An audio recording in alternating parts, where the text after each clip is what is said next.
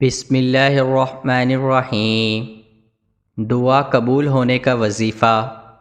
حضرت عبادہ بن صامت رضی اللہ عنہ نبی کریم صلی اللہ علیہ وآلہ وسلم سے روایت کرتے ہیں کہ آپ صلی اللہ علیہ وآلہ وسلم نے فرمایا، جو شخص رات بھر جا کر یہ کلمات پڑھے، لا الہ الا اللہ وحدہ لا شریک لہ لہ الملک ولہ الحمد وَهُوَ عَلَى كُلِّ شَيْءٍ قدیر، سبحان اللہ والحمد للہ ولا الہ الا اللہ واللہ اکبر ولا حول ولا قوۃ الا باللہ العلی العظیم۔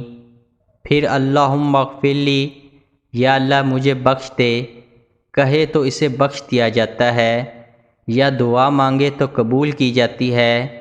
پھر اگر وضو کر کے نماز پڑھے تو اس کی نماز قبول ہوتی ہے۔